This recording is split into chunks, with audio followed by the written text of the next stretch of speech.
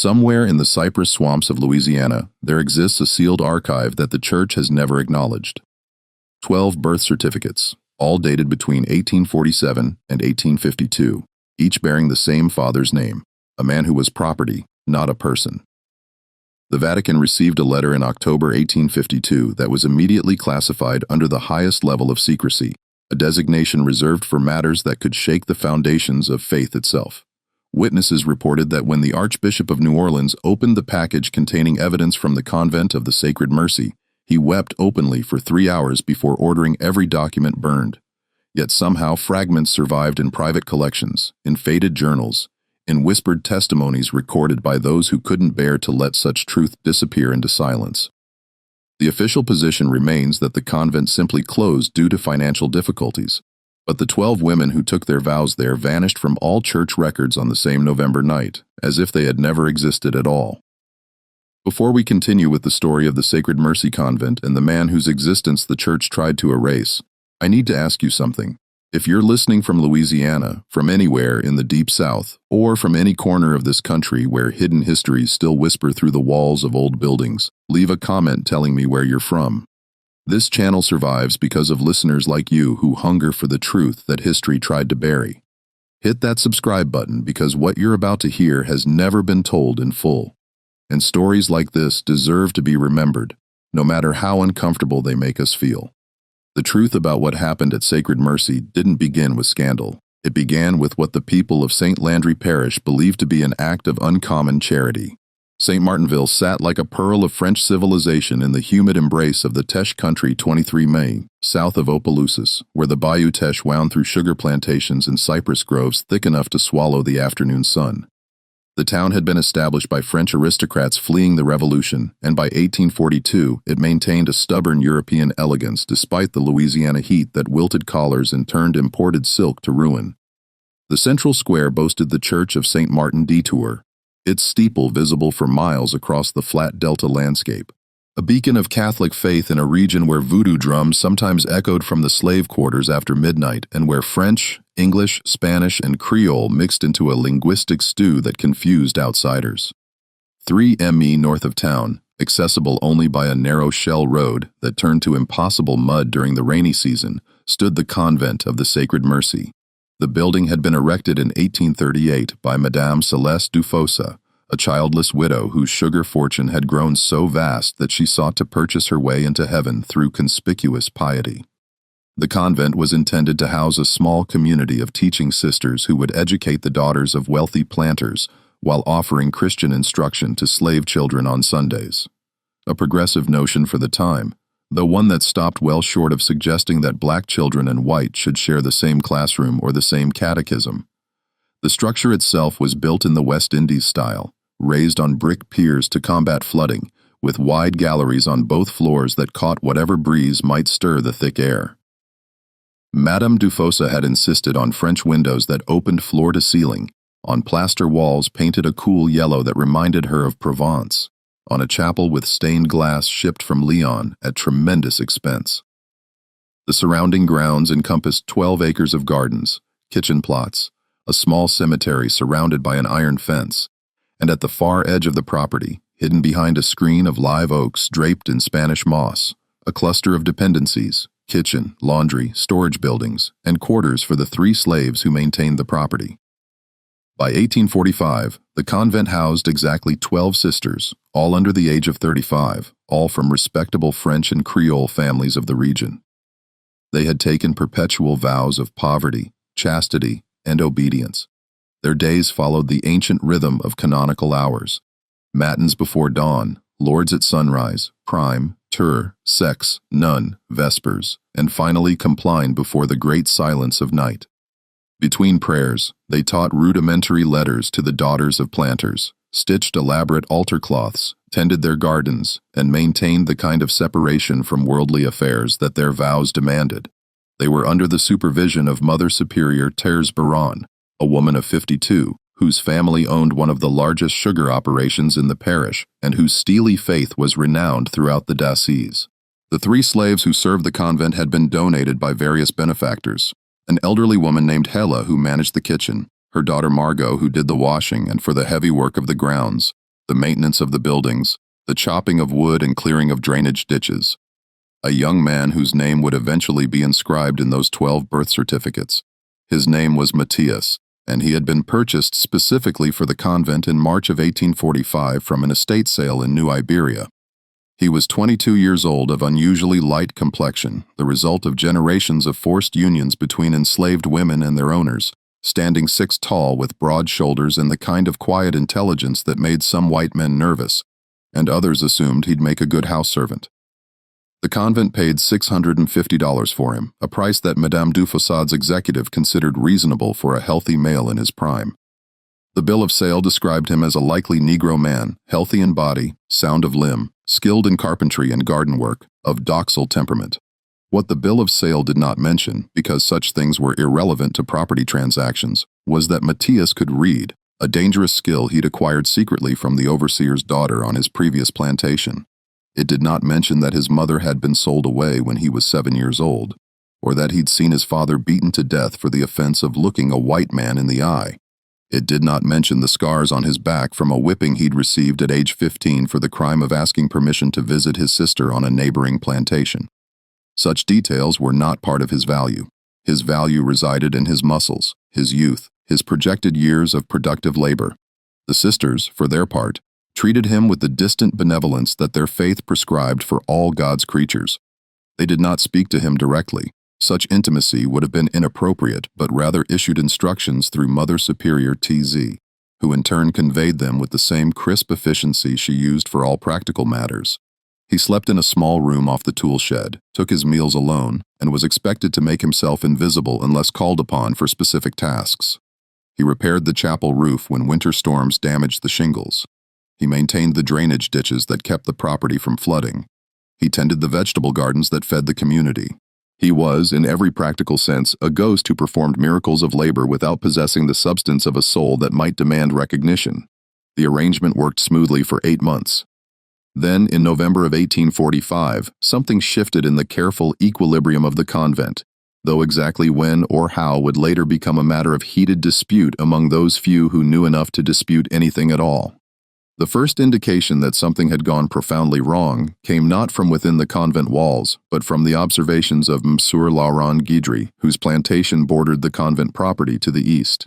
Monsieur Guidry was a meticulous man who took his morning coffee on his gallery at precisely 6 o'clock every day, observing the sunrise and mentally cataloging the state of his fields, his animals, his slaves, and by extension, the general moral order of his corner of the world. In late April of 1846, he noticed that Sister Marie Terrace, who often worked in the convent's herb garden, visible from his property line, had grown noticeably stouter. By June, 3 other sisters whom he occasionally glimpsed through the trees showed similar changes to their figures. By August, when he mentioned his observations to his wife, Deline, over supper, she hushed him immediately with a horrified expression. "You must be mistaken," she said, her voice dropping to a whisper despite the fact that they were alone in their dining room. "Such things are not possible." "I know what I saw," Guidry insisted. 4 of them, perhaps 5, all showing the same condition. "Then they must be ill," his wife said firmly. "A swelling sickness, perhaps. The egg affects people strangely in this climate. You will not speak of this to anyone, Laurent. To suggest such things about women who have dedicated their lives to Christ. It's not only scandalous, it's blasphemous." Guidry said nothing more to his wife, but he did mention his concerns to Father Dominique Roussel, the parish priest, during confession the following Saturday. He framed it carefully as a matter of potential illness among the sisters that might require pastoral attention. Father Roussel was 73 years old, partially deaf, and had long ago developed the convenient ability to interpret disturbing information in the most benign possible light. He assured Monsieur Guidry that the sisters were under the excellent care of Mother Superior T.Z., that the climate of Louisiana was indeed difficult for women of delicate constitution, and that prayer would surely address whatever minor ailments afflicted the good sisters. What Father Roussel did not do was visit the convent to investigate. What he did not do was question Mother Superior Terra about the health of her charges. What he did not do was acknowledge even to himself the terrible possibility that had taken root in Ms. Guidry's mind. By October of 1846, the truth could no longer be contained by willful blindness or convenient interpretation. Sister Genevieve went into labor on the night of October 12th, 3 weeks earlier than the sisters had anticipated. Her cries could be heard across the gardens, high and terrified. The sound of a woman who had never expected to experience such agony and who had no framework for understanding what was happening to her body. Helen, the elderly enslaved woman who managed the kitchen, was summoned to attend the birth, having delivered countless babies in the slave quarters over her 60 years. She found Sister Genevieve in a small room on the second floor, surrounded by 5 other sisters whose own swollen bellies made it clear that this would not be an isolated incident.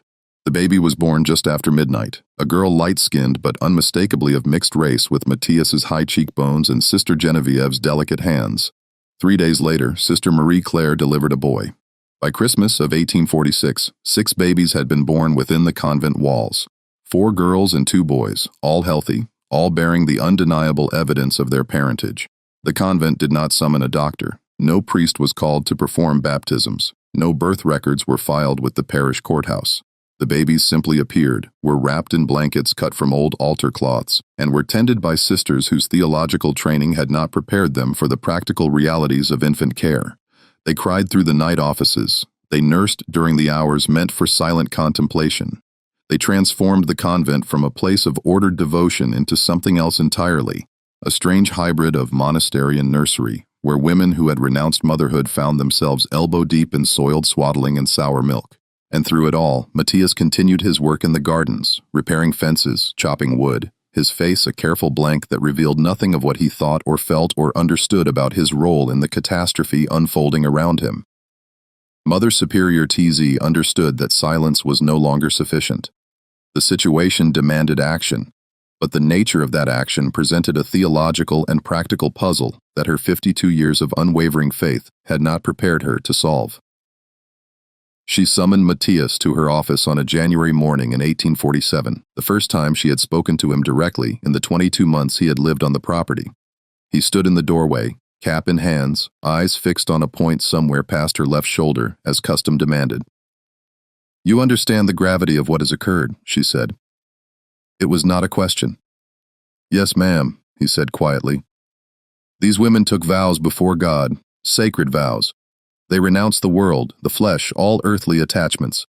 What has happened here is not merely sin, it is sacrilege of the highest order." Matthias said nothing. What could he say? That he had not initiated what had happened, that he had been as much property in these encounters as he was in every other aspect of his existence. That consent was not a word that applied to a man who could be sold or killed at the whim of those who owned him. None of these truths would make any difference to the woman sitting across from him, her face pale and drawn with the weight of a scandal that threatened everything she had built. 6 children have been born, she continued. 6 more are expected before summer. The church cannot know of this. The diocese cannot know of this. If word reaches New Orleans, if the archbishop learns what has transpired here, this convent will be closed. The sisters will be defrocked and cast out in disgrace, and the church itself will suffer a blow to its moral authority that could take generations to repair. She paused, studying him with eyes that held no warmth, but also, strangely, no hatred. "You cannot remain here," she said finally. "Your presence is a constant reminder of our shame. But neither can you be sold, because whoever purchases you might eventually learn why you were sold, and questions would be asked that we cannot afford to answer. Do you understand the position you occupy? You are simultaneously the instrument of our ruin, and the only witness whose testimony must never be heard." The solution Mother Superior Terrace devised was as pragmatic as it was cruel.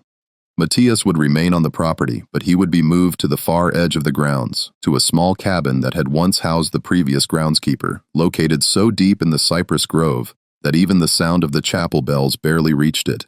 He would continue his work maintaining the property, but he would do so at night or in the early morning hours before the sisters emerged for Lourdes, or during the afternoon rest period when the galleries were empty.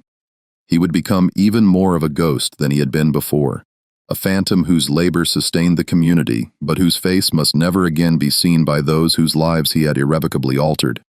The babies, meanwhile, presented their own complex problem. They could not remain at the convent indefinitely. Children required explanations, and as they grew, they would require education, social position, legal status. Yet they could not simply be disposed of as one might dispose of an inconvenient object. They were, whatever their origins, baptized souls, and Catholic doctrine was clear about the sanctity of life, even lives that originated in circumstances the Church found abhorrent. Over the next 18 months, as the remaining 6 sisters delivered their children, Mother Superior TZ quietly arranged for each baby to be placed with families in distant parishes, New Orleans, Baton Rouge, Mobile, even as far as Natchez. The families who received these children were told various stories that they were orphans from a convent in France, that their mothers had died in childbirth, that they were the illegitimate offspring of wealthy planters seeking to protect their reputations. Money changed hands. Donations to ensure the children would be raised in good Catholic homes, educated properly, perhaps even allowed to pass into white society if their complexions permitted such a deception. By August of 1848, all 12 children had been born and quietly removed from the convent. The last was a boy born to Sister Angelique on the feast day of the Assumption, August 15th. He was placed with a family in Natchez, who believed him to be the orphaned son of a French planter and his quadroon mistress. The convent returned superficially to its former routine. The sisters rose for matins. They prayed the offices. They taught the daughters of planters their letters and their catechism. They maintained the fiction that nothing extraordinary had occurred within their walls, but something fundamental had broken in the careful mechanism of their communal life. The vow of silence, which had once been a spiritual discipline, became a psychological burden almost too heavy to bear. They could not speak of what had happened, not to each other, not in confession, not even in the privacy of their own prayers. The weight of that unspeakable secret pressed down on them like the humid air before a storm, growing heavier with each passing season. Sister Genevieve, who had been the first to deliver, began to suffer from headaches that kept her in bed for days at a time. Sister Marie Claire stopped eating and grew so thin that Mother Superior had to force broth down her throat to keep her alive. Sister Thérèse Moline, the youngest at 23, began to scratch at her arms until they bled, leaving scars that she tried to hide beneath her long sleeves. And Matthias, in his cabin at the edge of the property, lived in an isolation so complete that he sometimes went days without speaking a single word aloud. He chopped wood, he cleared brush, he repaired fences in the dead of night, and he wondered in the small hours when sleep would not come whether God had cursed him or saved him, and whether there was any meaningful difference between the two. The letter that would eventually reach the Vatican was written not by Mother Superior Thérèse, but by Sister Jean-Baptiste, who had been the last to conceive and the most tormented by what she had participated in. She was 31 years old, the daughter of a notary from Lafayette, and before taking her vows, she had been considered the most intellectual of her family, a woman who read Latin poetry and kept detailed journals of her spiritual development. In the spring of 1850, 2 years after the birth of the last child, Sister Jean-Baptiste began to write an account of what had transpired at Sacred Mercy. She wrote it in her cell late at night by the light of a single candle. She wrote it not in French, which would have been her natural language, but in Latin, the universal language of the Church, because she intended it not for local authorities, but for Rome itself. Her account was remarkable for its precision and its unflinching honesty. She did not excuse what had happened. She did not blame Matthias, whom she described as an instrument of providence or perhaps of our own collective madness. She did not claim supernatural causes or diabolic possession, those convenient explanations that might have shifted responsibility away from the human actors involved. Instead, she traced with almost scientific detachment the psychological and spiritual deterioration that had led 12 women who had vowed perpetual chastity to systematically violate those vows with the same man over a period of nearly 3 years. It had begun, she wrote, with Sister Marie TZ, who had been the first to break. Sister Marie TZ was 28 from a prominent family in St. Martinville and had taken her vows at 18 after a broken engagement had left her convinced that earthly love was fundamentally unreliable. She had been assigned to oversee the kitchen gardens, which meant she worked in proximity to Matthias throughout the spring and summer of 1845, directing his labor while maintaining the appropriate distance their relative positions demanded. But something had happened during those long afternoons in the garden, something that Sister Jean-Baptiste struggled to articulate in her Latin prose. Sister Maritz had begun to see Matthias not as property but as a person, a man who laughed quietly at private jokes, who spoke to the plants as he tended them, who once caught a small bird that had become tangled in the bean netting and freed it with hands so gentle that the creature flew away uninjured. Small acts of unexpected kindness that revealed an interior life, a personhood that should have been irrelevant, but somehow in the close quarters of the garden became impossible to ignore. The actual seduction, if that word could even be applied to an encounter between an enslaved man and a woman who held absolute power over his existence, had occurred in the tool shed on an August afternoon when the heat had driven everyone else indoors for the siesta. Sister Marie TZ had sought him out to ask about the tomato blight that was destroying the crop. What transpired between them was described by Sister Jean-Baptiste in the most clinical possible terms, but the essential fact was clear. Sister Maritz had initiated physical contact with Matthias, and he, understanding that resistance was both practically impossible and potentially fatal, had complied. What happened next was not diabolic possession or mass hysteria, though both explanations would later be suggested by those seeking to understand the incomprehensible.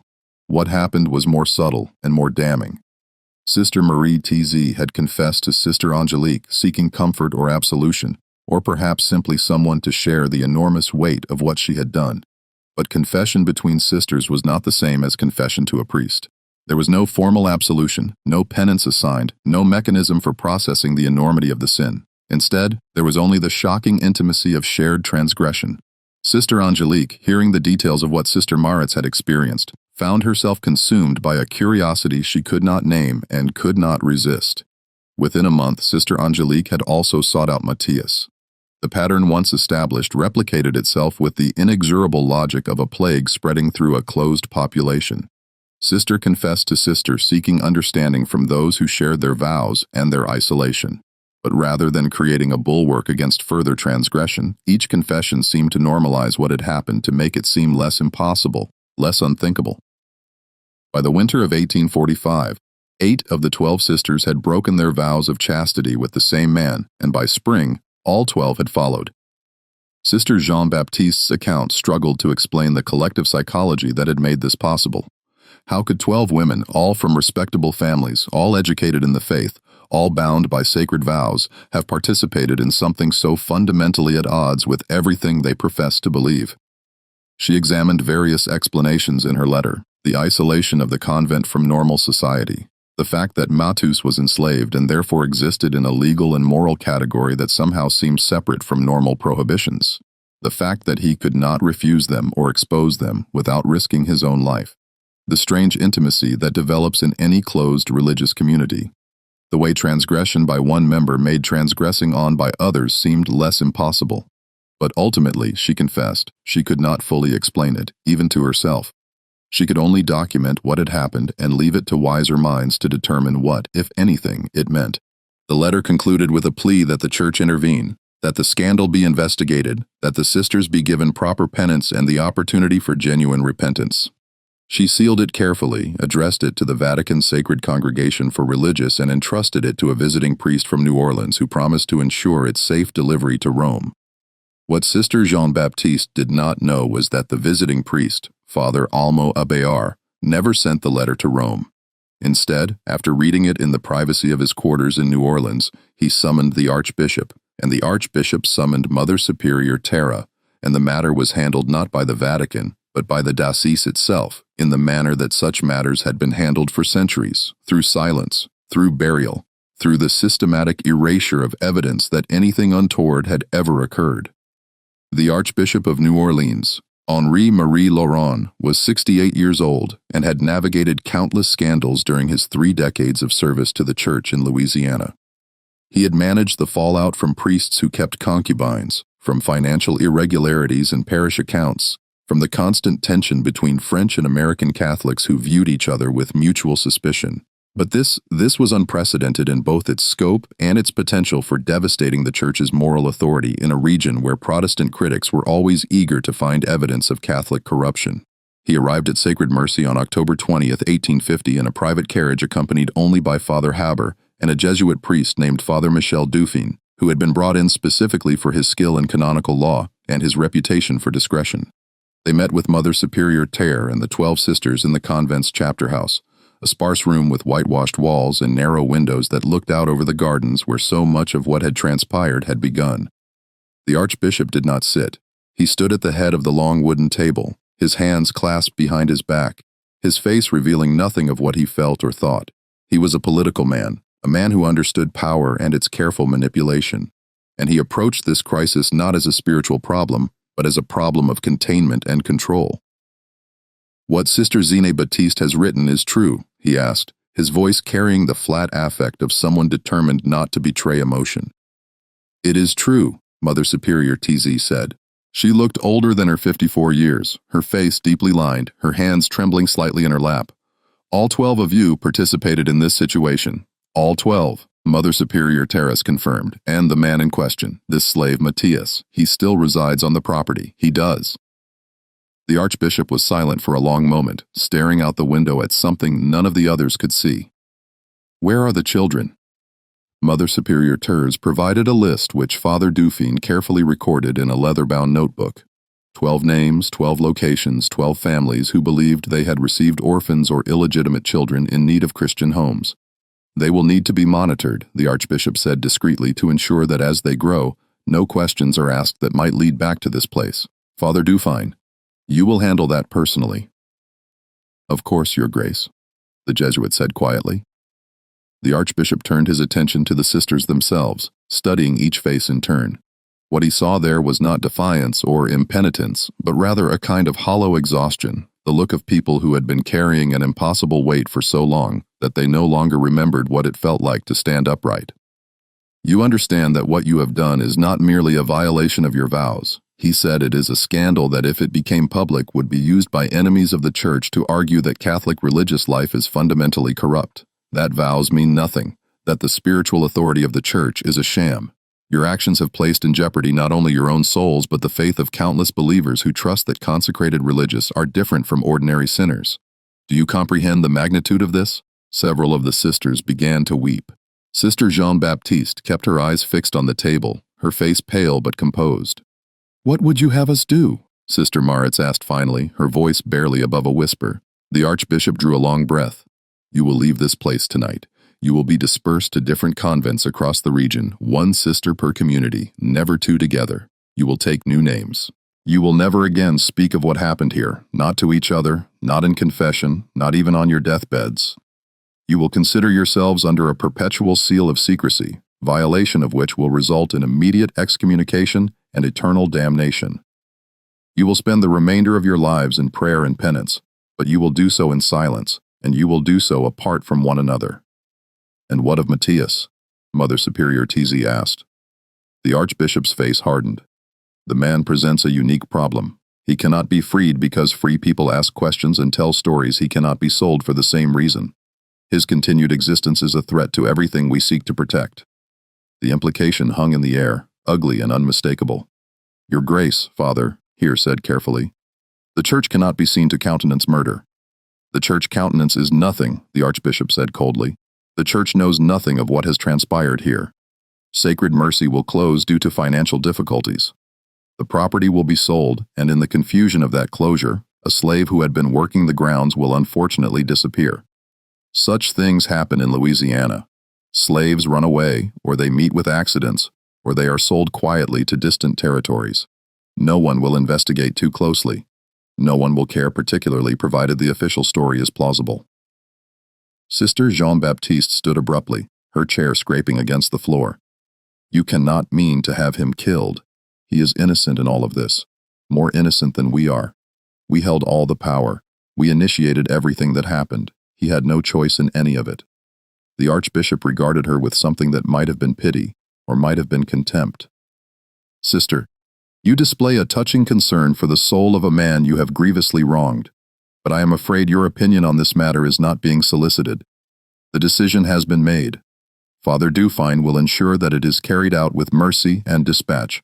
"I will not allow it," Sister Jean-Baptiste said, her voice rising. "I wrote my letter precisely to prevent such an injustice. If you proceed with this plan, I will write to Rome again. I will expose everything. "You will do nothing," the Archbishop said, and for the first time, genuine anger crept into his voice. "Because if you expose this scandal, you will destroy not only yourself and these sisters, but the faith of thousands of Catholics who depend on the Church for their spiritual sustenance. You will hand Protestant critics the weapon they have been seeking for decades to argue that Catholicism is fundamentally corrupt. You will undermine the missionary work that is bringing the gospel to the frontier. You will sacrifice countless souls for the sake of one man's life. A man who is legally, and in the eyes of most of the world, not even a person but property. Is that really the trade you wish to make? just when we thought we'd seen it all. The moral complexity at Sacred Mercy deepens beyond anything simple judgment can contain. If this story is giving you chills, if you're recognizing the impossible position every single person found themselves in, share this video with someone who understands that history's darkest moments resist easy explanations. Hit that like button to support content that refuses to look away from uncomfortable truths. And don't forget to subscribe to never miss stories like this. Let's discover together how this impossible situation resolved itself. What happened next was recorded in several conflicting accounts, and the truth of it remains contested, even among the few who knew enough to contest anything.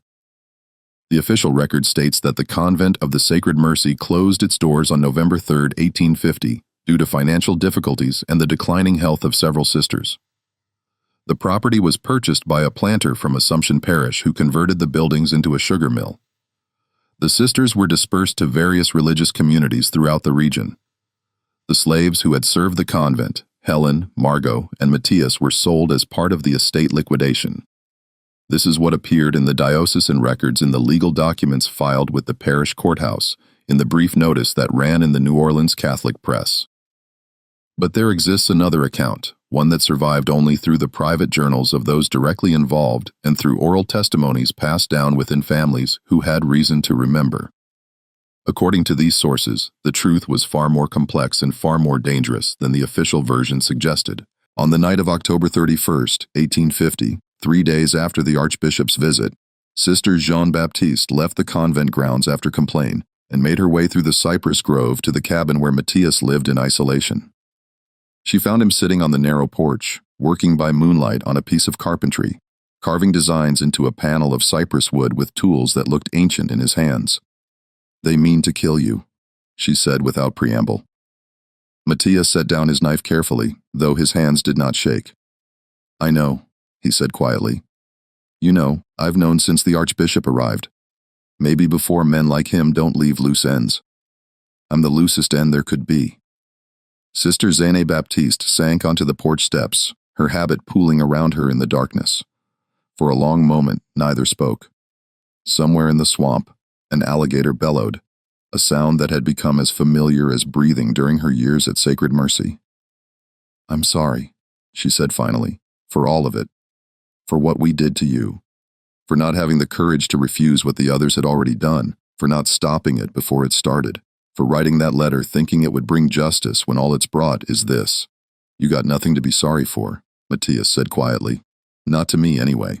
You thought you were doing right. I was a coward. We all were. We led ourselves. We told ourselves stories about how it wasn't really sin because you weren't really, because your status made it somehow different.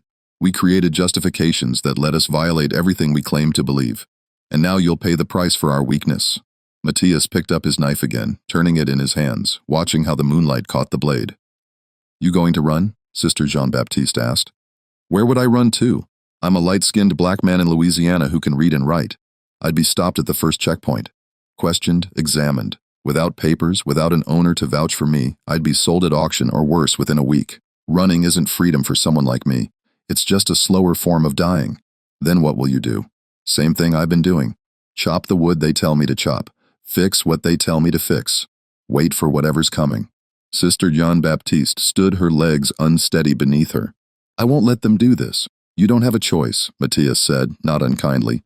"They got all the power, sister. They always did. You're just now seeing it clearly." But Sister Jean-Baptiste had spent the previous 3 nights preparing for this moment, working by candlelight in her cell while the other sisters slept. What she did next would be whispered about for decades among those few who knew the full story, though the details would blur and change with each telling.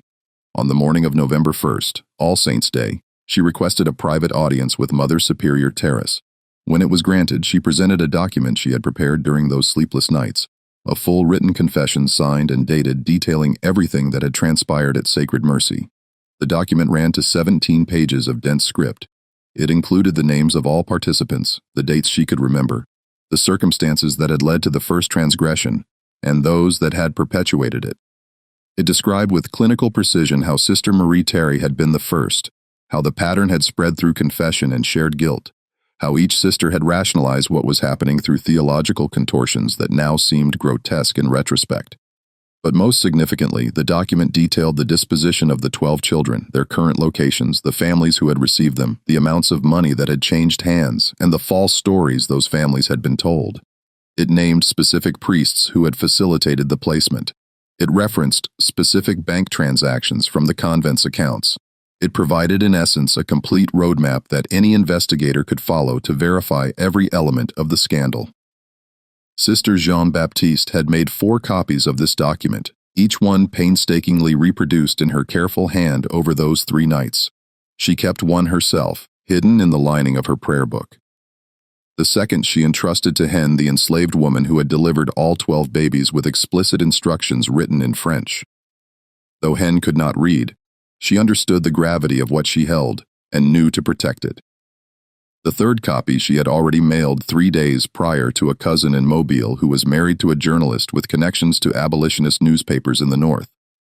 The fourth copy she handed to Mother Superior, TZ, Insurance, she said, her voice steady despite the fear that made her hands tremble. If anything happens to Matthias, if he disappears, if he meets with an accident, if he is sold to some distant territory where no one will ever hear from him again, these documents will become public. My cousin in Mobile has instructions to forward his copy to northern newspapers. The story would spread across every Protestant publication in the country within a month. The church would face not merely local embarrassment, but a national crisis. Mother Superior TZ stared at the document in her hands as if it were a serpent. Her face had gone the color of old parchment. You would destroy the church to save one man. I would refuse to let the church become complicit in murder, Sister Jean-Baptiste said. There's a difference. We have already violated our vows, already brought scandal upon this community. But if we add murder to our sins, if we allow an innocent man to be killed simply because his continued existence inconveniences us, then we become something far worse than hypocrites. We become murderers, and I will not carry that sin to my grave. The Archbishop will never accept this. Mother Superior TZ said, though her voice carried less certainty than her words suggested. Then let him explain to the Catholic faithful how 12 consecrated religious became pregnant by the same enslaved man, and why the Church's solution was to eliminate the only truly innocent party in the entire affair. Sister Jean-Baptiste said, let him stand before the public and defend that decision. What transpired over the next 5 days was conducted in the strictest secrecy behind closed doors with only the principal actors aware of the true stakes. Mother Superior TZ brought Sister Jean-Baptiste's ultimatum to the Archbishop. The meeting, according to fragments of testimony later given by Father Hare, was explosive. The Archbishop threatened excommunication, threatened to have Sister Jean-Baptiste committed to an asylum, threatened to use his considerable influence to ensure her family's ruin throughout Louisiana. But underneath the rage was a cold calculation that recognized the weakness of his position. Protestant newspapers in the North were eager for any scandal that might damage Catholic credibility. The abolition movement was gaining strength, and a story about an enslaved man and 12 white nuns would provide perfect ammunition. And if it emerged that the church had murdered a man to cover up the scandal, the damage would be catastrophic. Father Hare and Father Dufine, the Jesuit who had accompanied the Archbishop to Sacred Mercy, both counseled caution. At least the original transgression could be framed as human weakness, they argued, but premeditated murder to protect the Church's reputation would be indefensible before God and man. The Archbishop consulted with his advisors through the first days of November. The mathematics of power and scandal were weighed with the same careful attention that might be given to a complicated business transaction.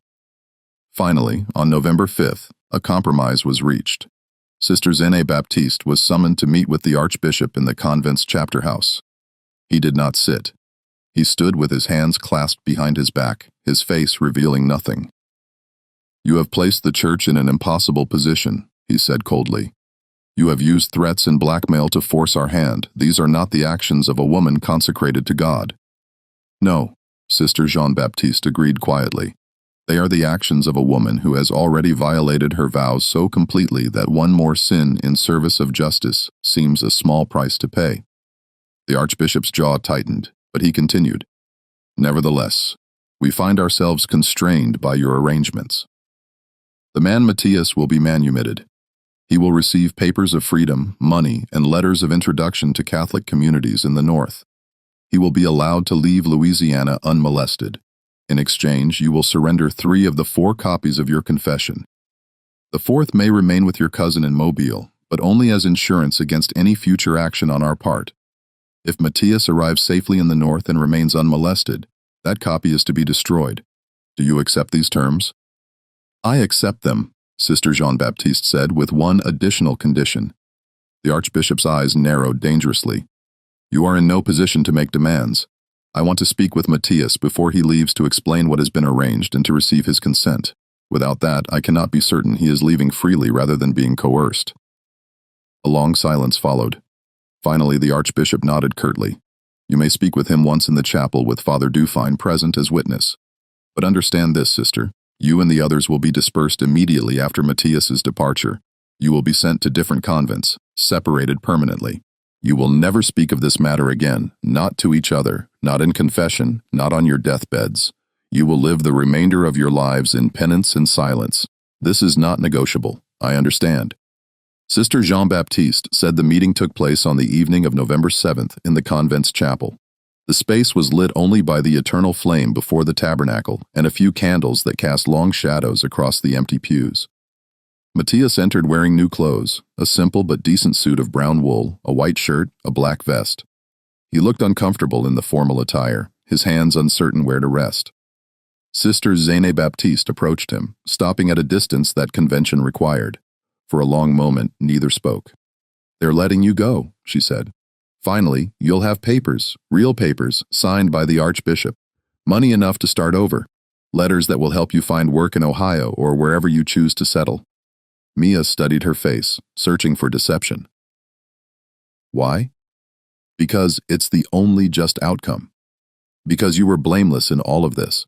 Because allowing you to be killed to protect our secrets would compound one sin with another far worse, and the Church agreed to this out of justice. His tone carried no accusation, only weary skepticism. The Church agreed because I made it the least damaging option available to them. Sister Jean-Baptiste said, I threatened to expose everything if they harmed you. They calculated that freeing you was preferable to the scandal. Matthias was quiet for a moment.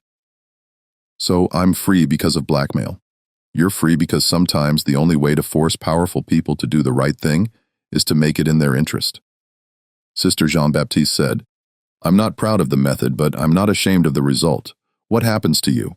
I'll be sent away to some isolated convent where I can't cause further trouble. I'll spend the rest of my life in penance, but I'll be alive and I'll be able to live with my conscience. Matthias nodded slowly. He reached into his pocket and withdrew something, a small carved figure, no more than 3 in. Tall, shaped from cypress wood. It depicted a woman in a habit kneeling in prayer rendered with extraordinary skill. I made this, he said, offering it to her before I knew what they were planning. I was going to leave it in the chapel as a gift, anonymous, like figured I'd never get to give it proper. Sister Jean-Baptiste took the carving, her fingers closing around it gently. The craftsmanship was remarkable, every fold of the habit captured perfectly, the hands positioned in a gesture that conveyed both humility and strength. I can't accept this, she said softly. After everything we put you through, I have no right to a gift from your hands. It ain't about right, Matthias said. It's about remembering that not everything that happened here was evil. There were moments, small moments, when I felt like maybe there was something good trying to exist in all this mess. Those things were real too, and I need to believe they mattered, even though everything around them was broken. Sister Jean-Baptiste's eyes filled with tears. You're more generous than any of us deserve. I'm tired, sister. Tired of carrying hatred. If I take all that north with me, they'll have taken more than my years here. They'll have taken my future too. So I'm choosing to remember that you fought for me when you didn't have to. That you risked everything to save someone most people think ain't worth saving. That matters. That's what I'm taking with me. They stood in silence for a moment longer. Then Matthias nodded once, turned, and walked out of the chapel, his footsteps echoing on the wooden floor until they faded into the night. Sister Jean-Baptiste remained in the pew, the carved figure clasped in her hands until Father Dufine gently touched her shoulder and told her it was time to return to her cell. On November 8, 1850, Matthias walked down the shell road from Sacred Mercy for the last time. He carried a canvas bag containing his new clothes, his freedom papers carefully wrapped in oilcloth, $50 in coin, a substantial sum for a newly freed man, and letters of introduction to Catholic communities in Cincinnati and Cleveland. The Archbishop's secretary had provided an additional letter on official church stationery describing Matthias as a man of good character and sound work ethic who seeks to begin a new life in freedom. Several people witnessed his departure. Ms. Guidry, taking his morning coffee on his gallery, watched the tall figure walking toward town and noted it in his journal with the brief observation: "The colored man from Sacred Mercy departed this morning, carrying what appeared to be traveling effects. He looked neither back nor around him, but walked with the steady purpose of a man who knows his destination." At the St. Martinville landing, Matthias purchased passage on the steamboat Teche Belle, bound for New Orleans. The boat's manifest listed him as Matthias Duval, free man of color, destination Cincinnati. The surname was new, his choice taken perhaps from the name of the street where the convent stood, or from some private meaning known only to him. The Teche Belle departed at 3:00 in the afternoon, its paddle wheel churning the brown water of the bayou as it made its way toward the Mississippi and then north toward a future that Matthias could barely imagine but was determined to claim. He was never seen in Louisiana again. The 12 Sisters of Sacred Mercy were dispersed within the week exactly as the Archbishop had decreed. Each was sent to a different convent scattered across the South and as far north as Maryland with explicit instructions that they were never to communicate with one another or speak of their years at Sacred Mercy. Mother Superior Turs Barron was sent to a Carmelite monastery in Kentucky, where the rule of strict enclosure meant she would spend the remainder of her days behind walls that no woman could cross once she entered. She died there in the winter of 1868, having maintained absolute silence about Sacred Mercy for 18 years. The only record of her final words comes from the sister who attended her deathbed, who reported that Mother Terrace whispered, "Forgive us," 3 times before her breath ceased. Though to whom or for what she sought, forgiveness was left unspoken. Sister Maritz, who had been the first to break her vows, was sent to a teaching convent in Baltimore. She spent 23 years instructing the daughters of Irish and German immigrants in reading, writing, and catechism. According to letters preserved in the convent's archives, she was regarded as an excellent teacher, but unusually withdrawn, never volunteering information about her past and changing the subject whenever her previous posting was mentioned. She died of consumption in 1873 at the age of 56 and was buried in the convent cemetery under a simple stone that bore only her religious name and the dates of her birth and death. Sister Analik, the youngest and the mother of the last child born at Sacred Mercy, was sent to a mission convent in Arkansas that served Creek Indians and scattered white settlers. The conditions there were harsh. The sisters lived in rough cabins, subsisted on cornmeal and salt pork, and faced constant threats from both disease and occasional violence. Sister Angelique lasted 7 years before contracting malaria that weakened her to the point where she could no longer perform her duties. She was transferred to a larger convent in Little Rock, where she died in 1859, age 32. Her final letter to the Mother Superior in Little Rock contained a single cryptic line: "I have paid what I owed, and I'm ready to face my judge." Sister Jean-Baptiste was sent to the most remote posting the Archbishop could arrange, a mission station in the Alabama wilderness, 40 miles from the nearest town, where 2 elderly nuns ministered to scattered populations of farmers and the remnants of displaced Indian tribes. She arrived there in November of 1850 and would remain for the next 34 years until her death in 1884. The conditions at the Alabama mission were brutal by any measure. The sisters lived in a log structure with gaps in the walls that let in wind and rain. They grew their own food, hauled their own water, made their own candles and soap. Sister Jean-Baptiste, who had grown up in comfort as the daughter of a prosperous notary, learned to split wood, to plant and harvest corn, to treat wounds and illness with herbs she gathered from the forest. But she also wrote, despite the isolation, despite the physical hardship, she maintained detailed journals throughout her years in Alabama. She wrote in French, in Latin, occasionally in English when writing to local authorities about supplies or assistance. She translated religious texts into Greek, working with native speakers to ensure accuracy. And most significantly, she wrote a detailed account of what had transpired at Sacred Mercy, not as confession or justification, but as simple testimony to events that she believed should not be allowed to disappear into convenient silence. This manuscript remained in her possession until her death. What became of it afterward is unclear. The elderly nun who attended Sister Jean-Baptiste's final hours reported that the manuscript was wrapped in oilcloth and given to a traveling priest with instructions that it be delivered to someone who would understand its importance. Whether those instructions were followed, whether the manuscript survived, whether it found its intended recipient, all of this remains unknown. Sister Jean-Baptiste died on a cold morning in February 1884 at the age of 65. According to the brief death notice sent to the diocese, her final words were, "I did what I could. God will judge whether it was enough."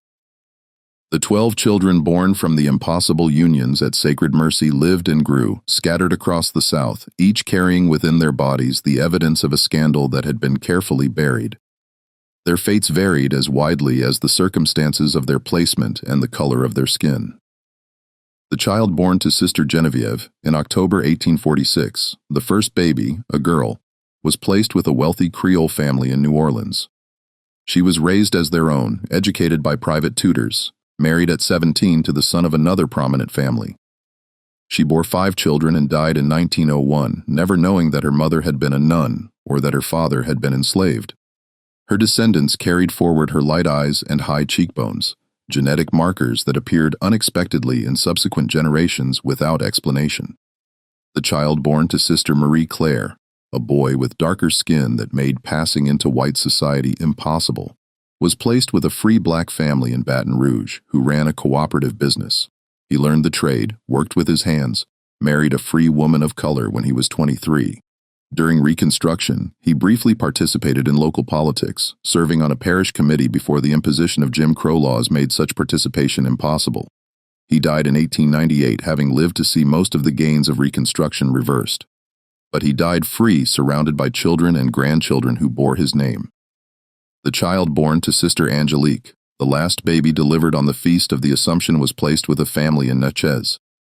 This family moved west to Texas in 1855, seeking opportunities in the newly opened territories. The boy grew up in San Antonio, worked as a ranch hand, learned to break horses and mend fences. He fought in the Civil War on the Confederate side, conscripted like so many men of ambiguous racial status who were light enough to pass but vulnerable enough to be forced into service. He survived the war, returned to Texas, and disappeared into the anonymity of the West. Some records suggest he may have ended up in California, but the trail grows cold in the 1870s. 3 of the 12 children died young, 2 from yellow fever during the epidemic of 1853, 1 from scarlet fever in 1854. Their graves were marked with simple stones that told no lies but revealed no truths either, recording only names, dates, and the universal inscription, "Suffer the little children to come unto me." The remaining 6 children lived into adulthood, married, had children of their own. Some grew up believing they were orphans. Others thought they were the illegitimate offspring of planters, and their enslaved or free-cold mistresses, a common enough story in Louisiana that it aroused little comment or curiosity. None knew the full truth of their origins, and by the time they were old enough to ask complicated questions, the people who might have answered were dead or dispersed or bound by vows of silence that not even deathbed confession could break. But the genetic inheritance persisted. Light eyes in families whose eyes had always been dark. Unusually straight hair appearing in kinked curls. Height that seemed to come from nowhere. These markers passed down through generations, inexplicable quirks that families noted and then forgot, having no framework for understanding their significance. The fate of Matthias himself became a matter of speculation and scattered evidence. The Freedom Papers issued in Louisiana granted him legal status, but they could not erase the fundamental vulnerability of any black man in America, free or enslaved. The North offered better conditions than the South, but it was not the promised land that some imagined. Hella, the elderly enslaved woman who had delivered all 12 babies at Sacred Mercy, maintained contact with scattered members of the free black community throughout Louisiana and into neighboring states. She had been freed after the convent's closure, a condition Sister Jean-Baptiste had insisted upon as part of her negotiation with the Archbishop, and she lived with her daughter Margot in New Orleans until her death in 1862.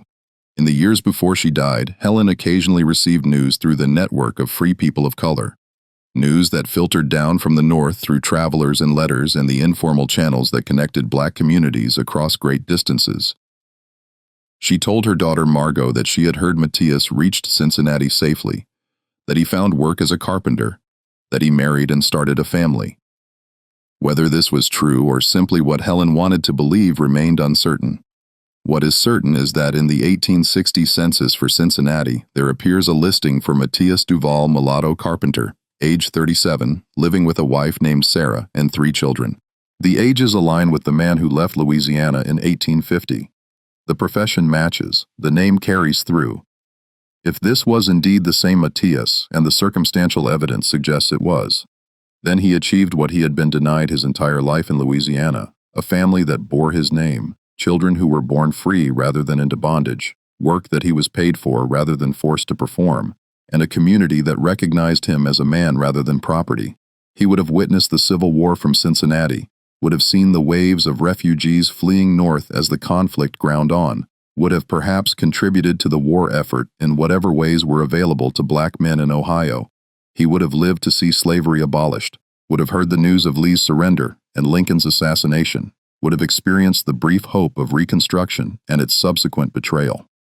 Church records from St. Xavier Parish in Cincinnati show a Matthias Duval attending Mass regularly in the 1860s and 1870s, serving on committees to assist formerly enslaved people who had fled north.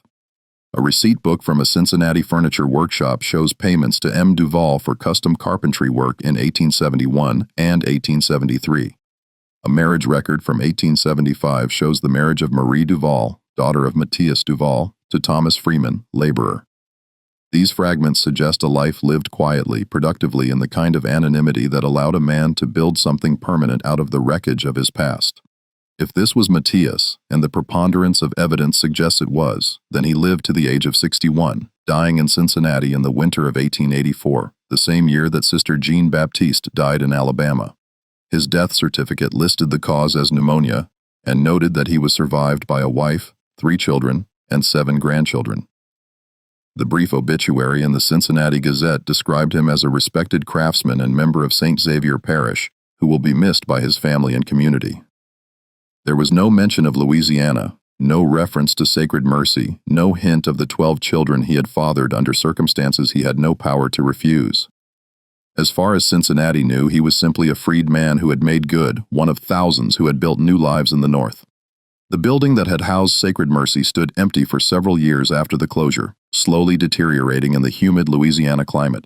Local people avoided it, though whether from superstition or simple lack of interest was never clear.